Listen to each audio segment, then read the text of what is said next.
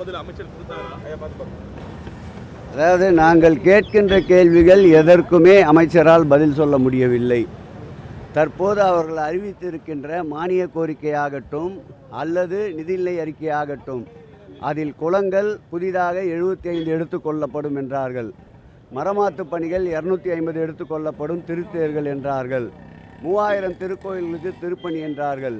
இவையெல்லாம் ஏற்கனவே நடந்து கொண்டிருக்கின்ற பணிகளின் தொடர்ச்சியா அல்லது இவையெல்லாம் புதிய கோயிலா என்று கேட்டதற்கு இவர்களால் பதில் சொல்ல முடியவில்லை. திராவிட மாடலுடைய ஆட்சியினுடைய நீட்சி தான் இந்த நிதிநிலை அறிக்கை என்பதை நான் பதிவு செய்கிறேன். கண்டிப்பாக நான் தான் சேலஞ்சாக சொன்னேன். இப்பொழுது 106 அறிவிப்புகள் அறிவித்திருக்கிறீர்கள். அடுத்த ஆண்டு இந்த 106 அறிவிப்புகள் எத்தனை உங்களால் முடிக்கிறது என்பது அடுத்த சட்டமன்றத்தில் சந்திப்போம் என்று சொல்லியிருக்கின்றேன். நிச்சயமாக இந்த 106 அறிவிப்புகளையும் அவர் முழுவதுமாக நிறைவேற்ற முடியாது.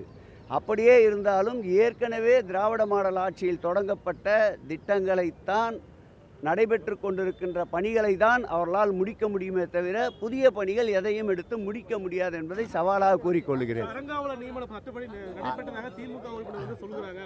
அறங்காவலர் நியமனத்தை பொறுத்தளவில் உச்சநீதிமன்ற நீதிபதி சுந்தரேசன் கணம் அவர்களே எங்களை பாராட்டினார்.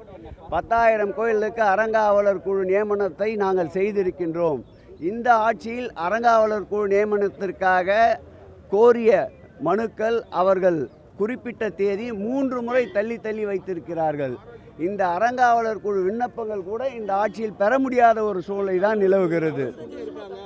நான் அங்கே தான் சொன்னேன், யார் அழுதார்கள் என்பதை ஆதாரத்தோடு நிரூபியுங்கள், அதற்கு பதில் சொல்ல தயாராக இருக்கிறேன் என்று. இப்போது இருக்கிற அறங்காவலர்களை இவர்கள் மிரட்டி அவர்களை ராஜினாமா செய்ய சொல்லி வலியுறுத்துவதால் தான் அறங்காவலர் குழு உறுப்பினர்களை அழுது கொண்டிருக்கின்றார்கள். அதற்கு தான் நான் பதில் சொன்னேன். அந்தந்த திருக்கோயிலுடைய இணை ஆணையருடைய பணி அது.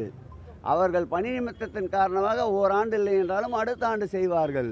அதற்கு கூட குற்றம் காண்பித்து அதில் ஊழல் என்று சொன்னால் எப்படி ஏற்றுக்கொள்ள முடியும்? இந்த அரசை, திராவிட மாடல் ஆட்சியை பொறுத்தளவில் எந்த குற்றச்சாட்டாக இருந்தாலும் ஆதாரபூர்வமாக அவர்கள் கொண்டு வந்தால் அதை சந்திப்பதற்கு தயாராக இருக்கின்றோம். எதற்கும் பயந்து அஞ்சி நடுங்குகின்றவர்கள் அல்ல. எப்பொழுதும் போல் உறுதியாக இருப்போம். எங்களுடைய காலடி சுவடுகள், எங்களுடைய பாதையினுடைய வேகங்கள் இன்னும் அதிகமாகத்தான் இருக்கும்.